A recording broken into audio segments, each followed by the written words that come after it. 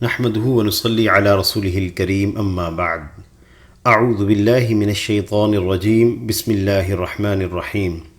يا أيها الذين آمنوا إنما الخمر والميسر والأنصاب والأزلام رجس من عمل الشيطان فاجتنبوه لعلكم تفلحون. إنما يريد الشيطان أن يوقع بينكم العداوة والبغضاء في الخمر والميسر ويصدكم عن ذكر الله وعن الصلاة فهل أنتم منتهون. صدق اللہ العظیم. اللہ رب العزت نے سورۃ المائدہ کی آیت نمبر 90 اور 91 کی تلاوت کی توفیق عطا فرمائی. اس آیت مبارکہ میں اللہ رب العزت نے آپ صلی اللہ علیہ وسلم کے ذریعے ہمیں ایک بہت بڑے فتنہ سے آگاہ فرمایا. یاد رہے کہ اللہ جل شانہ نے آپ صلی اللہ علیہ وسلم کے ذریعے سے ہمیں بہت سارے وہ فتنے جو قیامت سے پہلے آئیں گے ہمیں ان سے آگاہ فرمایا ہے. ان فتنوں میں سے ایک بہت بڑا فتنہ قرب قیامت کی نشانیوں میں سے ہے، اور وہ ہے منشیات کا استعمال، نشہ آور چیزوں کا استعمال. آج اس منشیات کے استعمال میں ہمارے پڑھے لکھے نوجوان بچے اور بچیاں، میڈیکل سائنس کی طلباء اور میڈیکل کے طلباء اور اسی طرح انجینئرنگ کے طلباء اور طالبات، اور یہ ہمارے نوجوان بچے بہت سارے آج اس فتنے میں مبتلا ہیں، اور اس شدت کے ساتھ مبتلا ہیں کہ آج وہ بچے بچیاں ان کو ان کے گھرانے والے نہیں سنبھال سکتے، وہ مشکل میں پڑے ہوئے ہیں. منشیات میں مبتلا ہماری نوجوان نسل کیوں ہو جاتی ہے، آج ہمارا اس بات کا موضوع ہے، اور اس سے حفاظت کیسے ہوگی. یاد رکھیے گا کہ منشیات میں مبتلا ہونے کے 3 اسباب ہوتے ہیں. ایک سبب، انسان سکون حاصل کرنے کے لیے منشیات کا سہارا لیتا ہے، اپنے آپ کو ذہنی طور پر سکون میں رکھنے کے لیے. یا اس کا دوسرا سبب یہ ہوتا ہے کہ دوستوں کا ماحول جہاں اس کا اٹھنا بیٹھنا ہے، وہ اس سبب سے انسان منشیات کی طرف راغب ہو جاتا ہے.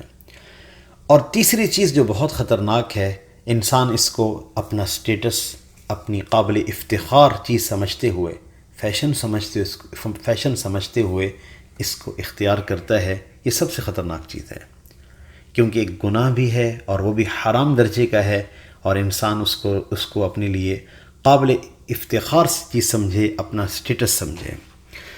آپ صلی اللہ علیہ وسلم نے جس معاشرے کے اندر آنکھ کھولی ہے، وہ سارا کا سارا معاشرہ شراب کے اندر، جوئے کے اندر، بت پرستی کے اندر جکڑا ہوا تھا.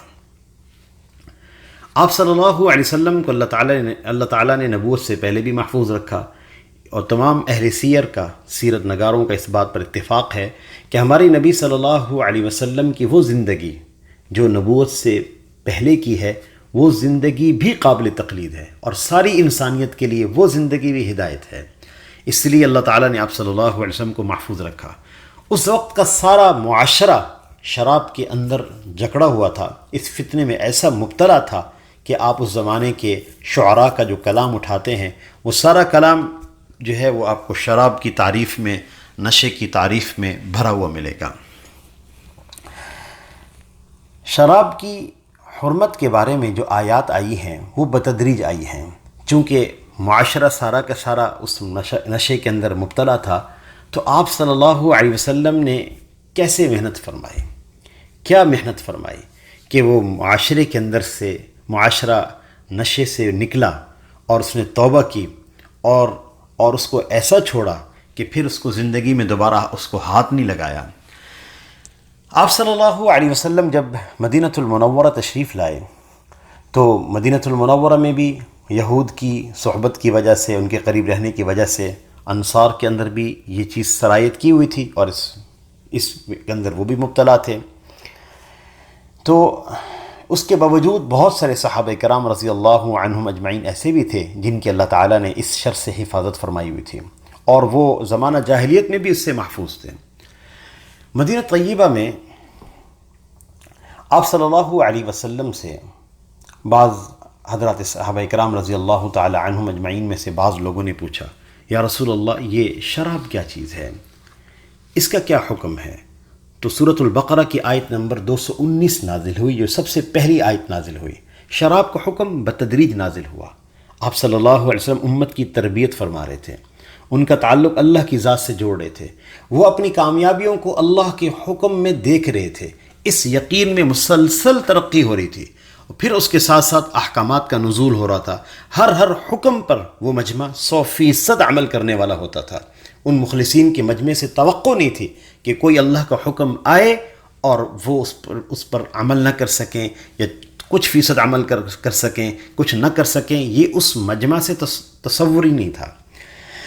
تو سب سے پہلی آیت سورۃ البقرہ کی شراب کے بارے میں نازل ہوئی، یسألونک عن الخمر والمیسر، یہ آپ سے شراب اور جوئے کے بارے میں پوچھتے ہیں۔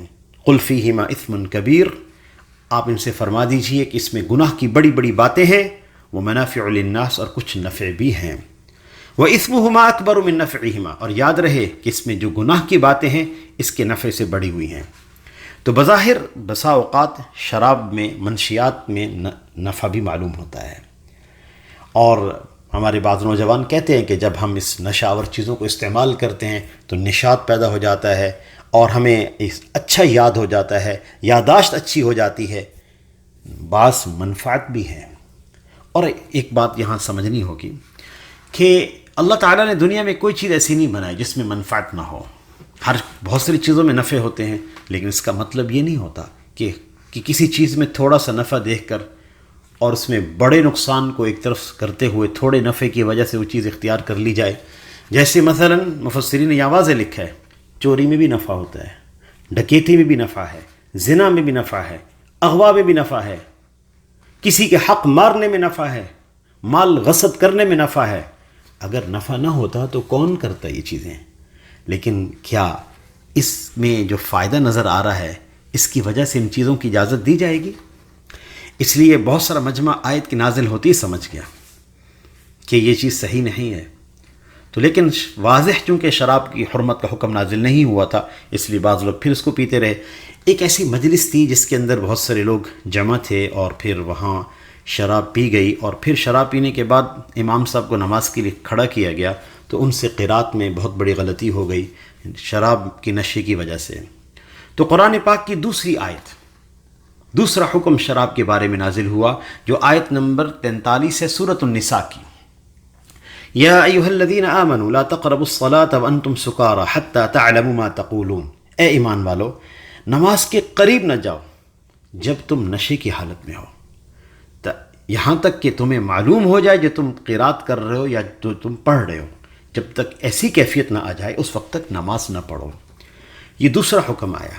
اس سے بھی بہت سارے لوگ سمجھ گئے کہ شراب جو ہے وہ خیر کی چیز نہیں ہے۔ تیسرا حکم اس وقت آیا جب کسی ایک مجلس کے اندر شراب پی گئی اور اس پر کسی نے انصار مدینہ کی ہجو بیان کر دی، ان کی مذمت بیان کر دی اشعار میں، جس کی وجہ سے ایک انصاری نوجوان اٹھا اور اس نے ایک اونٹ کی جبڑے کی ہڈی پڑی ہوئی تھی اور وہ دے ماری اس صاحب کے جو ہجو کہہ رہے تھے، وہ زخمی ہو گئے۔ آپ صلی اللہ علیہ وسلم کو جب اس واقعہ کی اطلاع ملی تو آپ نے یہ دعا مانگی، اللہم بین لنا فی الخمر بیانا شافیا، اے اللہ آپ شراب کے بارے میں واضح حکم نازل فرماتے ہیں۔ تو قرآن پاک کی سورۃ المائدہ کی آیت نمبر 90 اور 91 نازل ہوئی۔ ان آیت مبارکہ کا ترجمہ میں آپ کے سامنے کرتا ہوں۔ یا ایھا الذین آمنوا انما الخمر والمیسر، اے ایمان والو شراب، جوا، بتوں کے تھان، والازلام اور جوئے کے تیر، رجس من عمل شیطان، یہ سب ناپاک شیطانی کام ہے، فاجتنبوہ تاکہ تم ان سے بچو، لعلکم تفلحون تاکہ تمہیں فلاح حاصل ہو۔ یاد رکھیے گا معاشرے کے اندر اگر یہ چیزیں موجود ہوں، کوئی ایک چیز بھی موجود ہو، بت پرستی ہو یا نشے کا استعمال ہو یا قمار جوا ہو، تو وہ معاشرہ کبھی کامیاب نہیں ہوتا۔ معاشرہ صرف وہ کامیاب ہے جو ان چیزوں سے پاک ہے۔ یہاں ایک چیز اور ایک سوال کا جواب بھی سماعت فرماتے جائیں کہ بعض حضرات ایک اشکال کرتے ہیں، اور ہمارے پڑھے لکھے حضرات ہوتے ہیں اور ہمارے علماء سے بسا اوقات پوچھ لیتے ہیں کہ جی وہ قرآن پاک میں شراب حرام ہے، کہاں لکھا ہے؟ حرام کے الفاظ کہاں ہیں؟ ذرا بتائیں ہمیں، کس جگہ ہے؟ اور بعض دفعہ ہمارے نوجوان جو سوشل میڈیا استعمال کرتے ہیں، جب اس طرح کا سوال سنتے ہیں تو وہ بھی پریشان ہو جاتے ہیں کہ جی ہاں، شراب کا حرمت ہونے کا حکم کہاں لکھا ہے؟ حرام، شراب حرام ہے، یہ کہاں لکھا ہے؟ تو یاد رکھیے گا کہ اللہ جل شانہ نے قرآن پاک میں اس کی حرمت کے بارے میں جو الفاظ بیان فرمائے ہیں وہ یہ فرمائے ہیں رجسن. اس کو حرام نہیں فرمایا اللہ تعالیٰ نے اس کو رجسن فرمایا ہے، رجسن. اس کی وجہ کیا ہے؟ یاد رکھیے گا کہ یہاں بات ایک بڑی نقطے کی ہے، اس کو سمجھنا ہوگا. حرام سے بڑھ کر اور اس سے زیادہ شدید سخت لفظ اللہ جل شانہ نے بیان کیا ہے. رجس عربی میں ایسی گندی چیز کو کہتے ہیں جس سے انسان کی طبیعت کو گھن اور نفرت پیدا ہو. انسان کی طبیعت میں اس سے انسان نفرت کرے.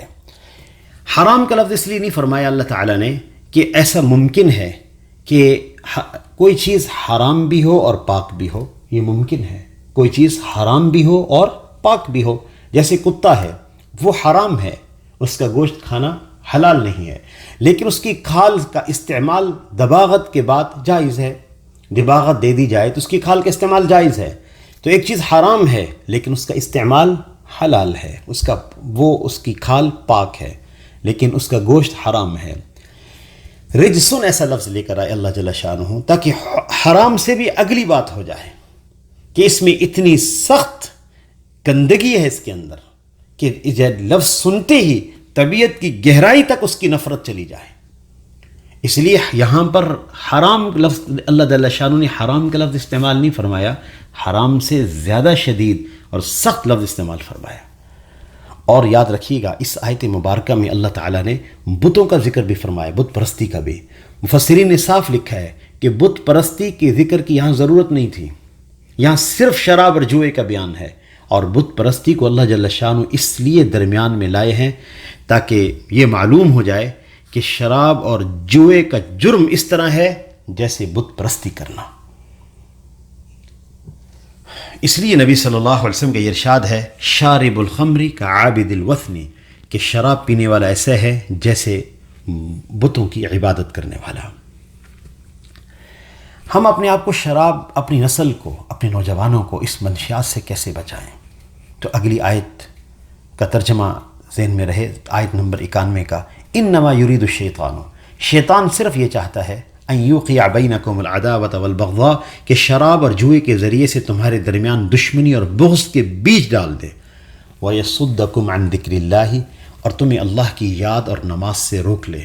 فہل انتم منتہون، اب بتاؤ کیا تم ان چیزوں سے باز آ جاؤ گے؟ مفسرین نے لکھا ہے کہ اللہ جل شانہ نے جہاں شراب منشیات کی حرمت کا ذکر فرمایا ہے، اس کے ساتھ اللہ نے نماز اور ذکر کو بیان کیا کہ یہ منشیات ایک ایسی چیز ہے، ایک تو تمہارے اندر بغض اور نفرتیں پیدا کر دے گی، روز روز کے جھگڑے، اور دوسری چیز یہ نماز سے اور اللہ کے ذکر سے روک دے گی. اس لیے مفسرین نے یہاں کلام کیا ہے کہ نماز اور اللہ کا ذکر یہ خاص ایسے اعمال ہیں، اگر جس کو اللہ جل شانہ ان کی توفیق عطا فرما دے، اللہ تعالیٰ اس کو منشیات سے محفوظ فرما لیتے ہیں. جو بڑے بڑے ہمارے ڈاکٹر حضرات ہیں، ماہرین منشیات، جو انسداد منشیات جو ہوتے ہیں اور جو اس شعبے کے ماہرین ہوتے ہیں ڈاکٹر حضرات، وہ ایک بات کہتے ہیں کہ یاد رکھیے گا کہ جو ہماری ادویہ ہیں منشیات کے لیے، ان کے اندر فائدہ عارضی ہوتا ہے، لیکن وہ ہمارے مریض جن کو نماز کی عادت ہو جاتی ہے، وہ نماز پڑھنے لگ جاتے ہیں، اللہ تعالیٰ ان کو اس سے محفوظ فرما لیتے ہیں. اس فتنے سے اللہ جل شانہ ان کی حفاظت فرما دیتے ہیں. تو اس لیے اپنے بچوں پر نماز کی محنت کی جائے کہ ہمارے بچے بچپن سے نمازی ہوں. اور 3 چیزوں پر والدین نگرانی کریں گے انشاءاللہ، اللہ جل شانہ اس فتنے سے ہماری نسل کی حفاظت فرمائیں گے. ایک بات تو بنیادی میں عرض کر چکا ہوں کہ بچوں کا نمازی بننا، قرآن پاک کی تلاوت کا اہتمام کرنے والا ہونا، یہ وہ 2 چیزیں ہیں خاص جو منشیات سے محفوظ رکھیں گی ہماری نوجوان نسل کو. اور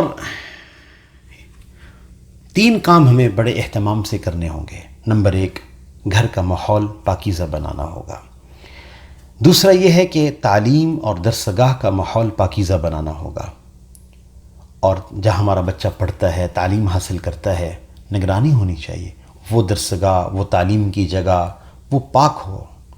اور تیسری جو سب سے اہم ہے، بچے کی سوسائٹی جہاں جا کر یہ وقت گزارتا ہے وہ پاک ہو۔ جو والدین اپنا وقت نکال کر ان تینوں جگہوں کی نگرانی کرتے ہیں، ان کی نسلیں اس شراب سے، منشیات سے محفوظ رہتی ہے۔ اور جو والدین اس کا خیال نہیں رکھتے اور بچوں کی صحبت پر ان کی نگاہ نہیں ہے، گھر کا ماحول کا بھی کوئی خیال نہیں ہے، جہاں بچہ پڑھ رہا ہے اس کی درسگاہ کی بھی کوئی خیر و خبر والد صاحب کو نہیں ہے، تو یاد رکھیے گا کہ پھر اس بچے کے بگڑنے کے بہت سخت جو ہے وہ اس کے بگڑنے کے چانسز زیادہ ہیں، یا اس کے بگڑنے کے اسباب زیادہ ہیں۔ تو انشاءاللہ اگر ہمارے ہاں اس بات کا اہتمام رہے کہ نماز کا بھی، اللہ کے ذکر کا بھی، تو اللہ جل شانہ ہماری نسل کی اس سے حفاظت فرمائیں گے۔ وآخر دعوانا ان الحمد للہ رب العالمین۔